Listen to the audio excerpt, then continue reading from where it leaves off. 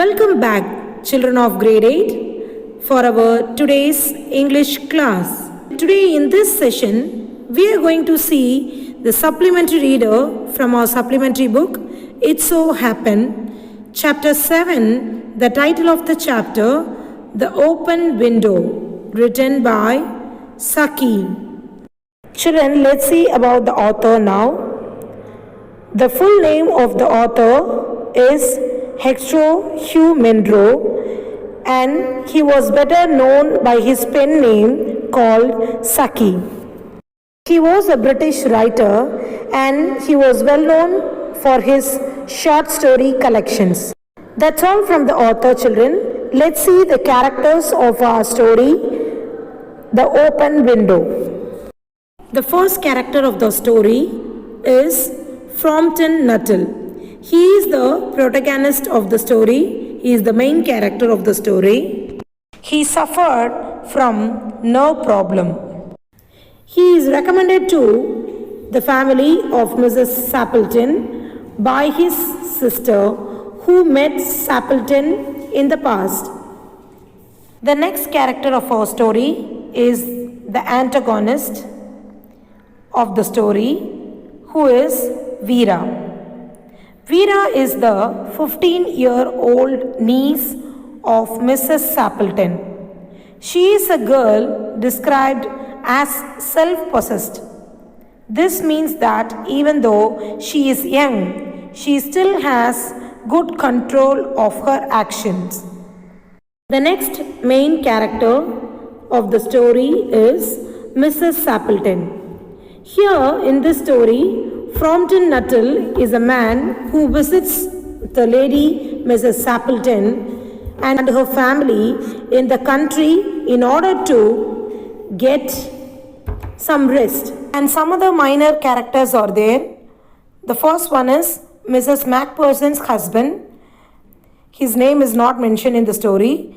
And the second characters are Mrs. Macpherson's brother. Two brothers are there. The youngest brother name is Ronnie, that was mentioned in the story, and the elder brother name, it is not mentioned in the story, children. So that's all from the characters of this story, The Open Window. So children, as usual, before getting into the story, let's see a video of the story, The Open Window. The Open Window.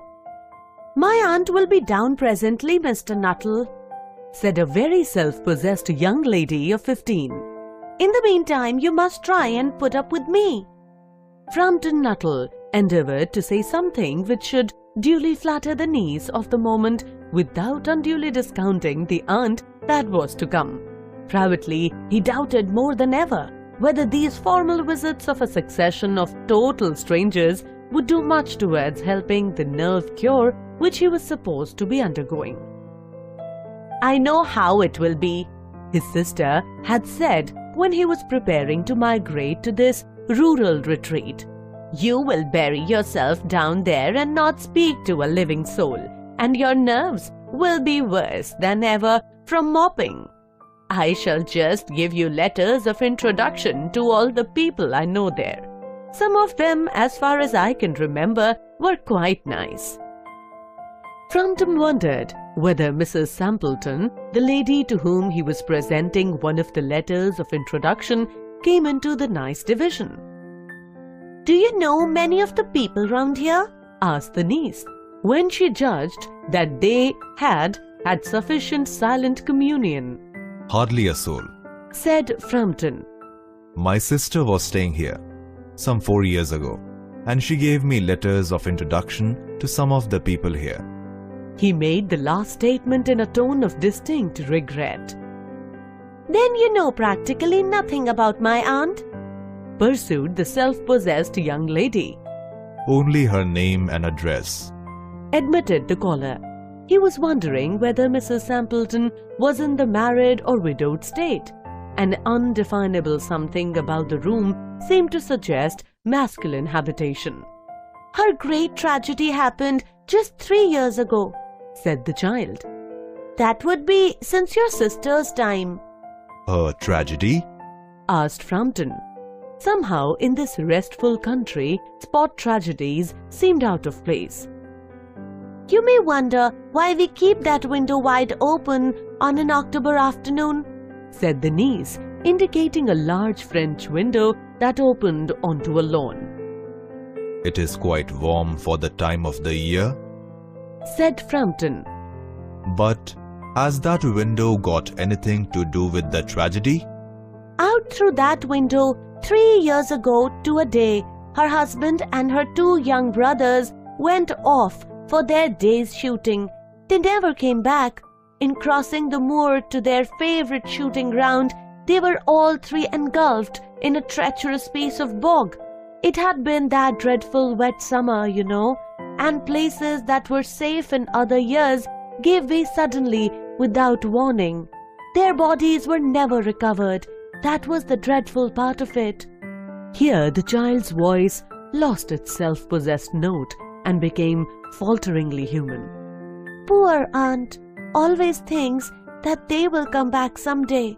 They and the little brown spaniel that was lost with them, and walk in at that window just as they used to do. That is why the window is kept open every evening till it is quite dusk. Poor dear aunt, she has often told me how they went out, her husband with his white waterproof coat over his arm, and Ronnie, her youngest brother, singing "Bertie, why do you bound?" as he always did to tease her, because she said it got on her nerves. Do you know, sometimes on still, quiet evenings like this, I almost get a creepy feeling that they will all walk in through that window. She broke off with a little shudder. It was a relief to Frampton when the aunt bustled into the room with a whirl of apologies for being late in making her appearance. "I hope Vera has been amusing you," she said. She has been very interesting, said Frampton. "I hope you don't mind the open window," said Mrs. Sampleton briskly. "My husband and brothers will be home directly from shooting, and they always come in this way. They have been out for snipe in the marshes today, so they'll make a fine mess over my poor carpets. So like you men folk, isn't it?" She rattled on cheerfully about the shooting and the scarcity of birds and the prospect for duck in the winter. To Frampton, it was all purely horrible. He made a desperate but only partially successful effort to turn the talk onto a less ghastly topic. He was conscious that his hostess was giving him only a fragment of her attention, and her eyes were constantly straying past him to the open window and the lawn beyond. It was certainly an unfortunate coincidence that he should have paid his visit on this tragic anniversary. The doctors agree in ordering me complete rest, an absence of mental excitement, and avoidance of anything in the nature of violent physical exercise, announced Frampton, who labored under the tolerably widespread delusion that total strangers and chance acquaintances are hungry for the least detail of one's ailments and infirmities, their cause and cure. On the matter of diet, they are not so much in agreement, he continued. "No?" said Mrs. Sampleton in a voice which only replaced a yawn at the last moment. Then she suddenly brightened into alert attention, but not to what Frampton was saying. "Here they are at last," she cried, "just in time for tea, and don't they look as if they were muddy up to the eyes?" Frampton shivered slightly and turned towards the niece with a look intended to convey sympathetic comprehension. The child was staring out through the open window with a dazed horror in her eyes. In a chill shock of nameless fear, Frampton swung round in his seat and looked in the same direction. In the deepening twilight, 3 figures were walking across the lawn towards the window. They all carried guns under their arms, and one of them was additionally burdened with a white coat hung over his shoulders. A tired brown spaniel kept close at their heels. Noiselessly, they neared the house, and then a hoarse young voice chanted out of the dusk, "I say, Bertie, why do you bound?" Frampton grabbed wildly at his stick and hat. The hall door, the gravel drive, and the front gate were dimly noted stages in his headlong retreat. A cyclist coming along the road had to run into the hedge to avoid imminent collision. Here we are, my dear, Said the bearer of the white mackintosh coming in through the window. Who was that who bolted out as we came up? A most extraordinary man, a Mr. Nuttall, said Mrs. Sampleton. He could only talk about his illness and dashed off without a word of goodbye or apology when you arrived. One would think he had seen a ghost. I expect it was the spaniel, said the niece calmly. He told me he had a horror of dogs. He was once hunted into a cemetery somewhere on the banks of the Ganges by a pack of dogs and had to spend the night in a newly dug grave with the creatures snarling and grinning and foaming just above him, enough to make anyone lose their nerve. Romance at short notice was her speciality. Saki. So that's all from the video, children. I think now you might have know and came to know about the story, The Open Window. So let's read the text now. Children, let's start the story. The supplementary reader, It So Happened. So look at here, chapter 7, the title of the story, The Open Window, written by Saki.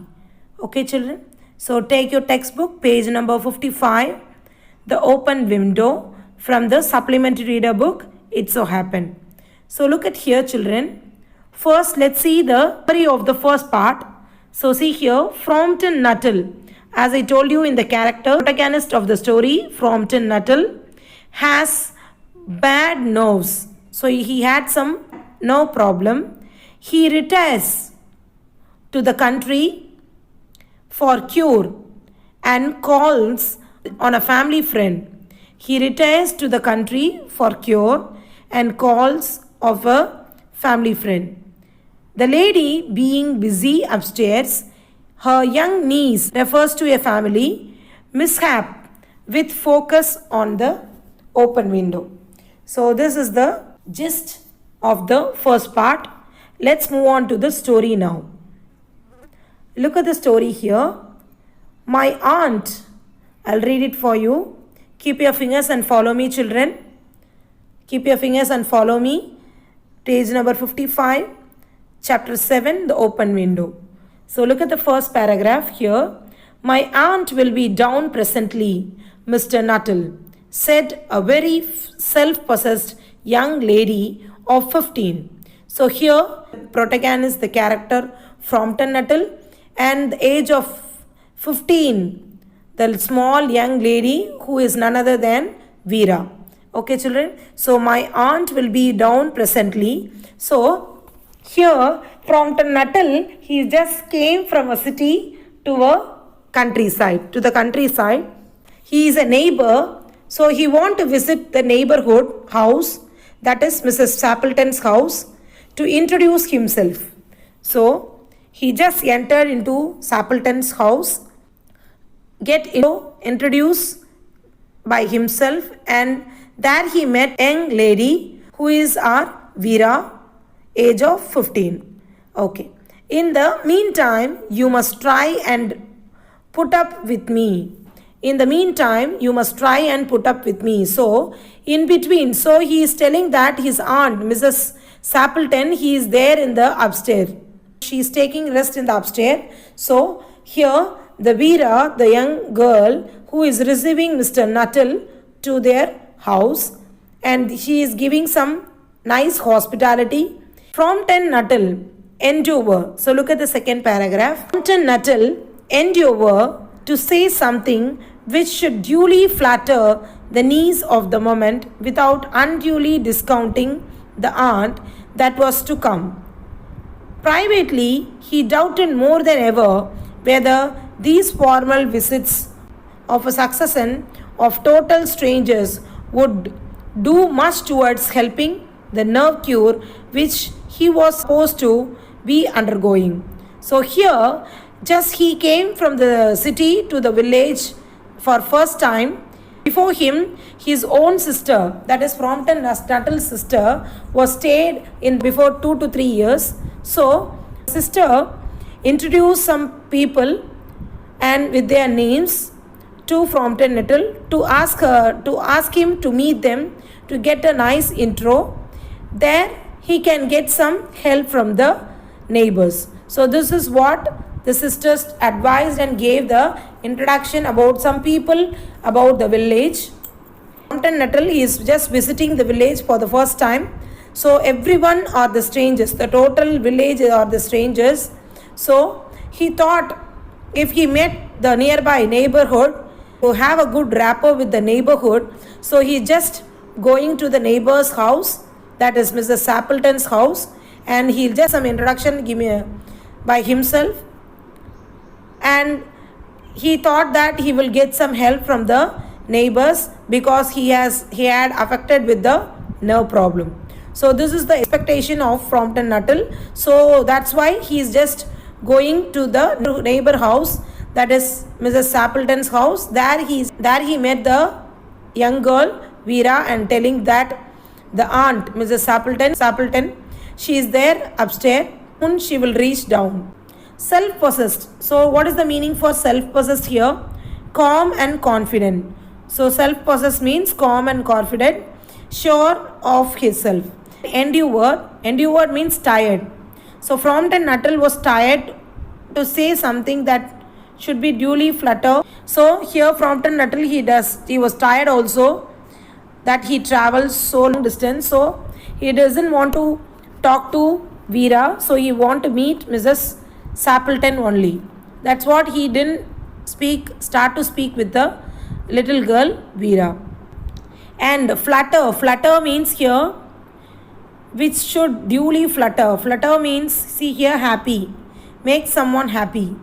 She get start with the conversation and Frompton Nuttall in a happy way.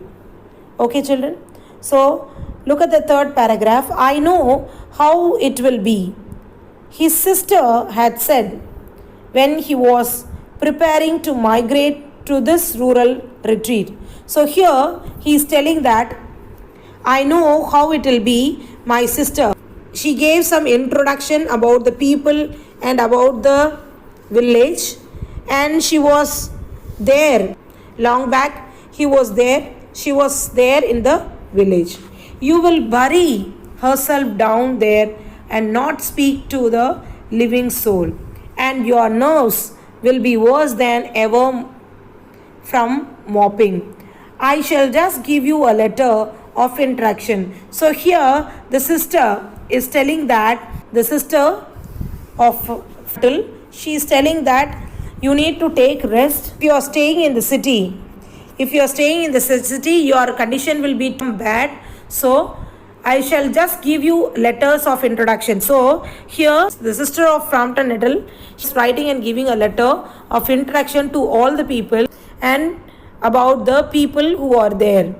Some of them, as far as I can remember, were quite nice. So she is telling about the people of the village, they were very nice. So the sister is telling that I'll give you a letter of introduction about the people, and also I know very well about the village people. They are all good and they are nice. This is the report that was given by the sister about the village where he is going for taking rest due to the nerve problem. So he is just migrating from the rural area to the village area of the nerve problem. He is just going there. So that's all from page number 55, children. Let's move on to the next page. Yes, children, look at the page number 56 here. Frompton wondered whether Mrs. Sappleton, the lady to whom he was presenting one of the letters of introduction, came into the nice division. So Frompton Nuttall, he was happy about meeting Mrs. Sappleton, and he is going to give the letter of introduction to her, and he is going to introduce himself to the lady Mrs. Sappleton. So he was very eagerly waiting for the Sappleton's arrival from the upstairs of the house. So here, look at the next paragraph. Do you know many of the people round here? Asked the niece. So here, the first conversation that was started by Veera, who is just available there with Frompton Nuttall in the ground floor and in the hall. They're going to start talking the conversation that was happened there. So here Veera is started the question, asked the question to Frompton Nuttall that do you know many of the people around here? So this was the first question asked by the small girl Veera. When she judged that he had sufficient silent communion. So here, after getting the reply from the man, the Frompton Nuttall, she just judged that he had no sufficient communication and details about the people, and he was the person who is coming there to the village for the first time. Look at the next paragraph. Hardly a soul, said Frompton. So here, the Frompton is replying here. Hardly a soul means here, I know only one person, said Frompton, in the village. My sister was staying here. So he's just telling immediately about his sister who had stayed there in the village back. So my sister is staying here some 4 years ago. So he's just telling about his sister who stayed 4 years ago, and she gave me letter of introduction to some of the people here. And he is also telling that she has given the letter of introduction to some of the people who are staying in this village now. So that was the reply by the Frompton Nuttall here. Look at the next paragraph, children. He made the last statement in a tone of distinct regret. So he just told that in a sad way that he doesn't know anybody, and he brought the letter of introduction from her sister to some of the people available there in the village. So then, you know practically nothing about my aunt, pursed the self-possessed young lady. So here she is telling that you don't know anything, then you know practically nothing about my aunt. So she is just starting with this query that to Frompton Nuttall that you don't know anything about the aunt, that is Mrs. Sappleton. In a suspense way, she just started her communication with the man Frompton Nuttall. Okay, so only her name and address admitted the caller. He was wonder whether Mrs. Sappleton was in the married or widowed state. He know only the name and address and the letter that was given by the sister. So he just wondered whether Mrs. Sappleton was a married lady or a widowed, anything else about him. An undefinable something about the room seemed to suggest masculine habitation. So here, let's see the meaning for suggest masculine habitat. Means suggest that the room belonged to a man. Veera, she just telling about that room. In this room, you may think that he belonged to a man. Her great tragedy happened just 3 years ago. So here, Veera is just telling the story about Mrs. Sappleton to Mr. Frompton Nuttall. So what she is telling here, her great tragedy happened just 3 years ago. She is telling that 3 years before, the tragedy was happened to Mrs. Sappleton, said the child. That would be since your sister time. I think it can be maybe in your sister time also. I wondered why we keep the window wide open on an October afternoon, said the niece. So she is just asking and telling to Frompton Nuttall that you may wonder, you may shock that why the window is open in this October question, said the niece. Here Veera is telling this, indicating the large French window that open onto a lawn. So it is just a large French open window, and it was just open towards the lawn. Such a appearance it has. Then look at the next line. Quite warm for the time of the year.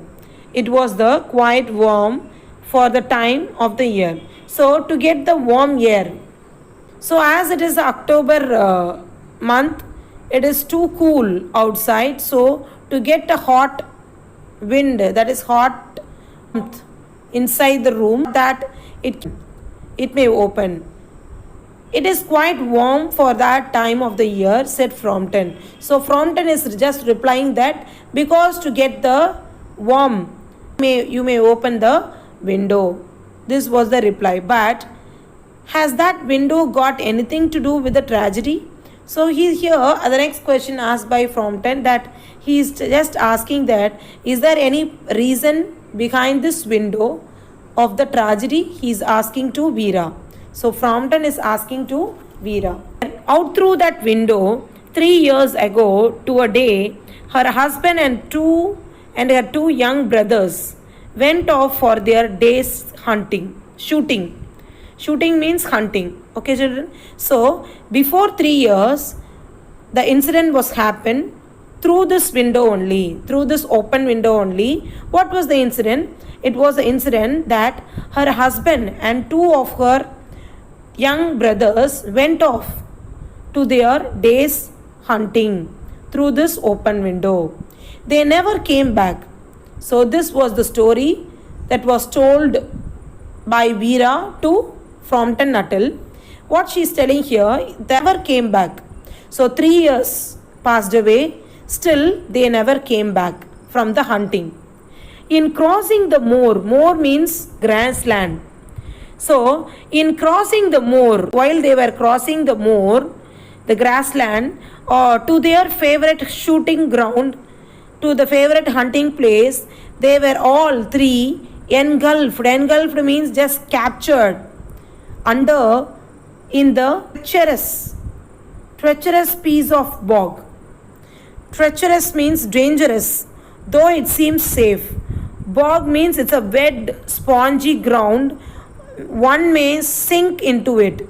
So it's like a wet sand.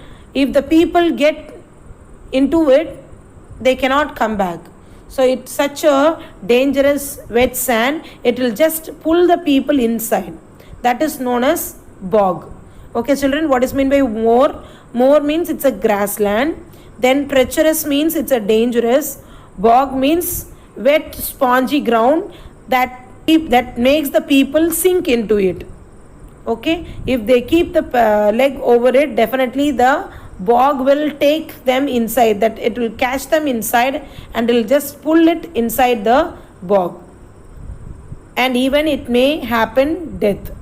So this is the meaning for the word bog. Okay, so it had been that dreadful wet summer.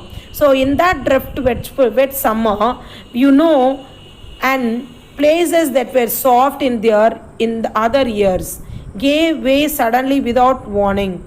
So this was happened in the dreadful wet summer. The wet summer, you could have seen that such bog, it is very dangerous too. Bodies were never recovered.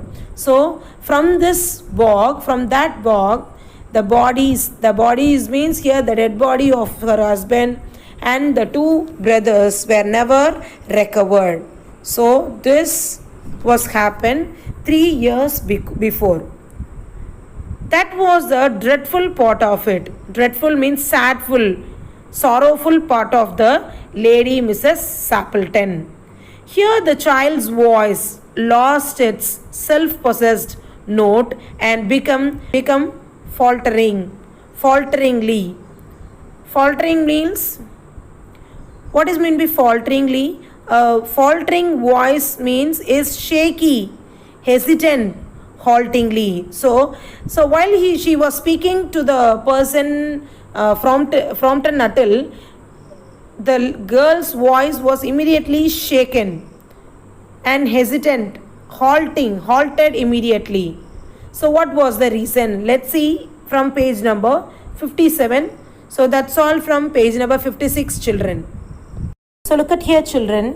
Poor aunt always thinks that they will come back someday, and they and the little brown spaniel that was lost with them, and walk into at window just they used to do. That is why the window kept open every evening till it is quite dusk. Poor dear aunt, she has often told me how they went out, her husband with his white waterproof coat over his arm, and Ronnie, her youngest brother, singing, Bertie, why do you bound? As he always did to tease her, because she said it got on her nerves. Do you know, sometimes one still quiet evenings like this, I almost get a creepy feeling that they will all walk in through that window. So, in this passage, here Vera is telling about the poor aunt, Mrs. Sappleton. She used to think that incident always, and that she used to think that they'll come back one day. So still after 3 years, she just think of that incident, and she'll just think that one day, she used to tell that one day they will definitely come back. So, and she will say that that little brown spaniel means here the dog's name. It was brown in color, small brown spaniel dog also lost with them, and walk into the window just as they used to do. So that's why the window was kept open every evening till it will get dark. Dusk means till the night, dark. Till it will get dark, the windows will kept open. The poor dear aunt, she has often told me how they went out. So this Mrs. Sappleton got depressed because of this tragedy. She got depressed, and she used to tell often that her husband went away with his white waterproof coat on his arms, and Ronnie, the youngest brother, used to sing a song, Bertie, why do you bound? So, just to tease her sister, Mrs. Sappleton, the Ronnie, the youngest brother, used to sing this song often. So, these things, this tragedy affected her nerve, and she just depressed because of the tragedy. Do you know, sometimes I used to get the same thinking, that almost get creepy feeling. So he used to get that same feeling that they all come through that window. They all will one day walk through in that window. So this is the title of the story, The Open Window, and this is the reason it was given the title as Open Window. So this is the main important part of the story, children, about the title Open Window. Why the window is kept open? Because Appleton thought of that incident, and she was depressed, and after 3 years still she is just thinking about that one day soon all his husband, 2 brothers with the little brown spaniel dog also, they'll come back the same window. That's what the window was kept open here.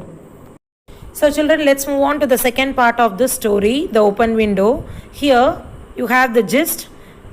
So look at the first point. Mrs. Sappleton comes down at last and inadvertently confirms her niece's story. Fronten tries to acquaint his host with the nature of his ailment. Through the open window, he can see things that worsen his nerve. So this is the gist of the second part, children. Let's read the story here. She broke off with a little shudder. It was a relief to Fronten when Aunt bristled into the room with the will of apologize for being late in making her appearance. I hope Vera has been amusing you, she said. She has been very interesting, said Fronten. I hope you don't mind the open window, said Mrs. Sappleton briskly. My husband and brother will be home directly from shooting, and they also came with this way. They've been out for snip in the marshes today, so they'll make a fine mess over my poor carpets. So they'll make a fine mess over my poor carpets. So, like you, menfolk, isn't it? She rattled cheerfully about the shooting and the scarcity of birds and the prospects for duck in the winter. To Frompton, it was all from the reading, children. Let's see the explanation here. So, immediately while they were talking, Vera and Frompton Nuttall in the hall, suddenly there came the person, the lady, Mrs. Sappleton. So say sorry to Frompton Nuttall that will become late because of the late for making her appearance, because of the makeup and to get ready. So it was become late. Conveyed her sorry to Frompton Nuttall. She told that, I hope Vera may amusing you. Amusing means engaged. Make fun with you, she said. She has been very interesting, said Frompton. So Frompton replied that Vera was very interesting and she was very good. This was replied by Frompton. I hope you don't mind the open window. Immediately after this reply from Frompton, Mrs. Sappleton spoke about the open window that I think it is not a disturbance for you about this open window, said Mrs. Sappleton briskly. So just telling the same thing that my husband and brother will come home directly from shooting. They all come in this way. Just before Sappleton come, the bureau also told about this tragedy only. The same thing Sappleton also conveyed here to Frompton that soon husband and brother will come directly from shooting through this open window only.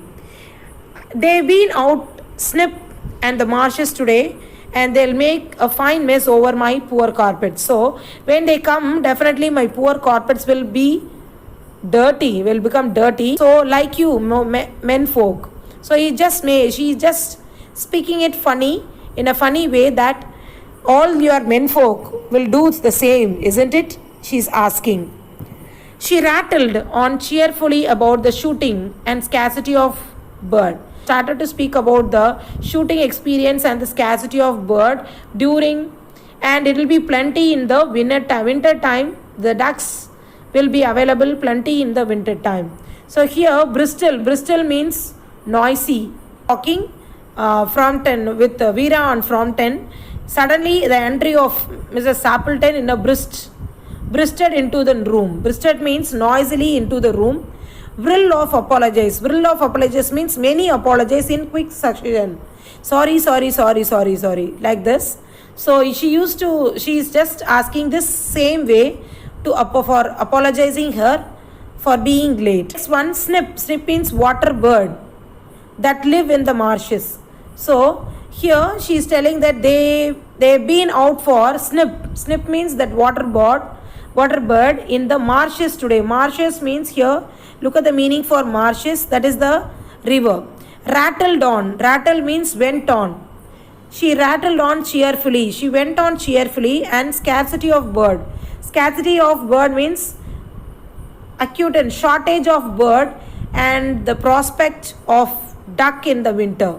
So these are the glossaries that was there in this page, children. That's all from page number 58. Let's move on to page number 59 now. And so look at the page number 59, children. To Frompton, it was all purely horrible. He made a desperate but only partial successful effort to turn the talk onto a less ghastly topic.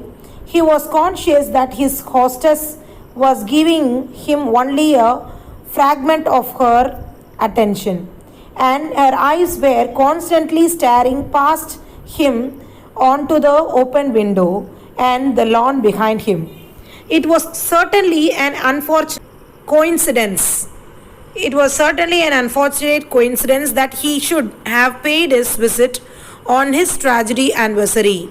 So here in this paragraph, while the Mrs. Appleton and Frompton Nuttall, they both were discussing and talking about this incident. He was a nerve patient, but still, while he was talking, her eyes automatically, constantly just moving towards the open window and the lawn behind him. Certainly an unfortunate coincidence that, and that was the day, the anniversary for her.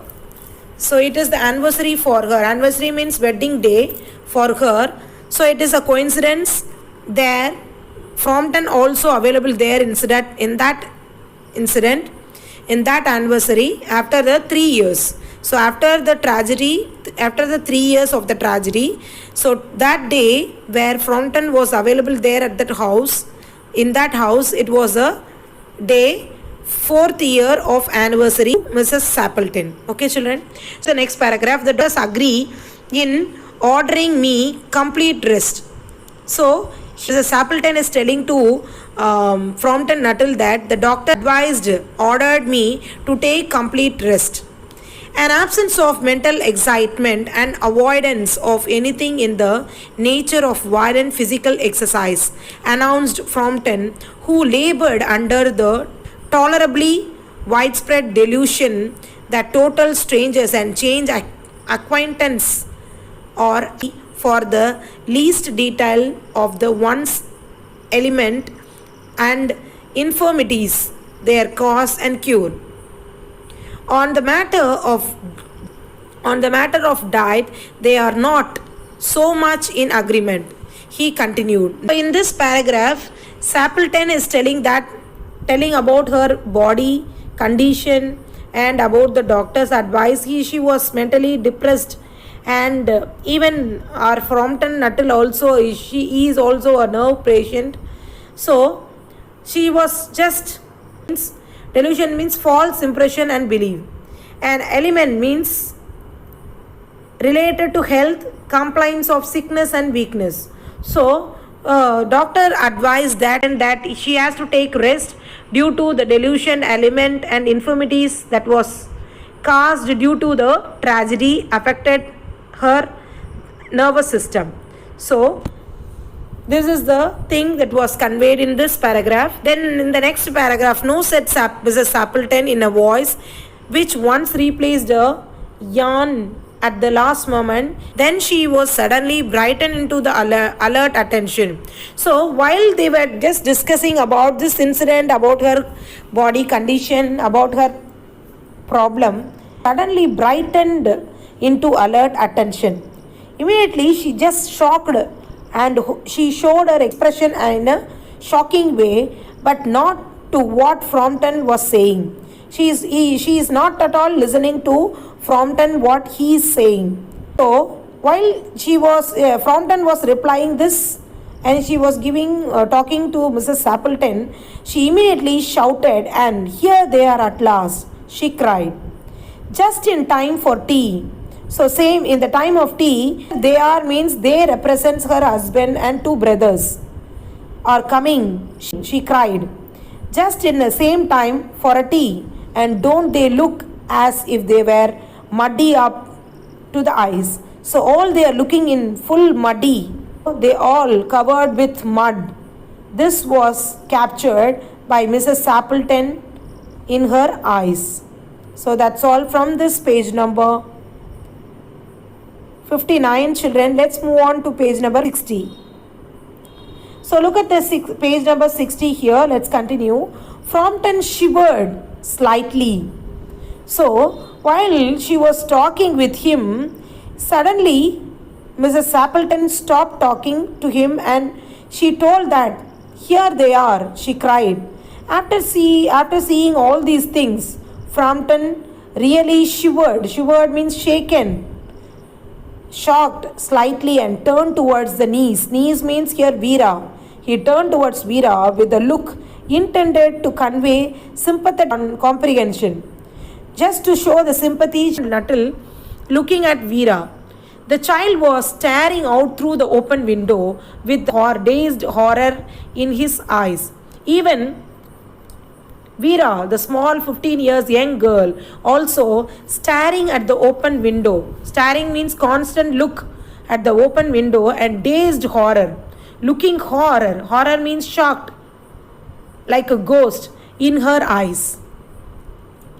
In a chill shock of nameless fear, Frompton swung round in his seat and looked in the same direction. So, after seeing both of these ladies and the girl, small girl, Frompton Nuttall also chill shock of nameless fear, and he also just turned himself and his body and he looked out of the open window towards the same direction where they are seeing. In the deepening twilight, figures were walking across the lawn towards the window. So, in the deepening twilight, 3 figures were walking across the lawn towards the window. They all carried guns under their arms, and one of them was additionally burdened with the white coat hung over his shoulders. Tired brown spaniel kept close at their heels. Noiselessly they neared the house, and then a hoarse young voice chanted out of the dusk, "I say, Britty, why do you bound?" In the second paragraph, the deepening twilight, it is in the evening time, the three figures were walking towards the lawn, across the lawn towards the window, and they all carrying guns on their arms, and one of them additionally, he is just wearing a coat hang over on the shoulder, and there was a brown spaniel puppy also very close near their heels. Heels means near the foot. Noiselessly, without any noise, they are just nearing to the house. And there was a young chanting. Young chanting means a voice that was chanting, coming out of the dark, that saying, "Britty, why do you bound?" So this was a song usually used to sing by the youngest brother, that is Ronnie. The same song also heard from out of the open window. So this was the situation here. So that's all from the second part, children. Now we have moved on to the third part of the story. So look at the gist given here. What else can Frompton do but beat a hasty retreat? Had he seen a ghost? The niece ghosts have a knack for explaining an uncanny coincidence. So this is the gist that was given for the third part. Let's start this third part here. Frompton grabbed wildly at his stick and hat. The hall door, the gravel drive, and the front gate were dimly noted stages in his headlong retreat. A cyclist coming along the road had to run into the hedge to avoid imminent collision. "Here we are, my dear," said the wearer of the white mackintosh, coming in through the window. "Who was that who bolted out as we came up?" "A most extraordinary man, Mr. Nuttall," said Mrs. Sappleton. "He could only talk about his illness," and dashed off without a word of goodbye or apology when you arrived. You would think he had seen a ghost. So here in this page, you can see that how much Frompton Nuttall got affected because of the nerve problem after seeing the real people who are all coming outside of the lawn towards the open window. So see here, Frompton grabbed wildly at his stick and hat, and the hall door, the gravel drive, and the front gate were dimly noted stages in his headlong retreat. A cyclist coming along the side had to run into the hedge to avoid imminent collision. So, after seeing this, he started to run out of the room and the house, where he could see one cyclist coming through along the road, and he's just move towards the cyclist. To avoid the collision, he just avoided the cyclist and ran away from the cyclist. Here we are, my dear, said the bearer of the white mackintosh coming in through the window. Who was that who bolted out as we came up? Ladies, Mrs. Sappleton's husband. He started to speak with her. The extraordinary man, Mr. Nuttall, and said Mrs. Sappleton. He just thought to introduce Mr. Nuttall to her husband. He could only talk about his illness and dashed out without the word. So without saying of goodbye and apology, Nuttall just jumped out away of the door and he just started to run away from the house. That he thought of those people as a ghost. That's all from page number 60, children. This was the last and final passage of the story, children, from page number 61. I expect it was the spaniel. So here, said the niece calmly. So that was spaniel, said the niece Veera calmly. He told me he had a horror of dogs. So, after seeing the dogs and the men who are coming from the on towards the open window, they were completely muddy.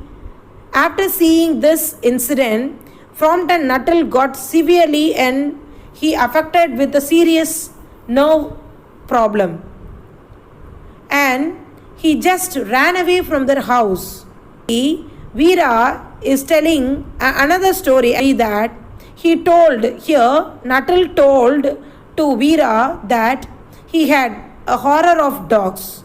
He was once hunted. So what story Veera is telling to Mrs. Sappleton here? One more story here. She is narrating to Mrs. Sappleton about Frompton Nuttall that once he told, when we were talking, he told that he had a horror of dogs. He was once hunted. Hunted means separated, alone in a cemetery. Cemetery means it's a graveyard where dead people used to bury. It is known as cemetery. Somewhere on the banks by a pack of dogs.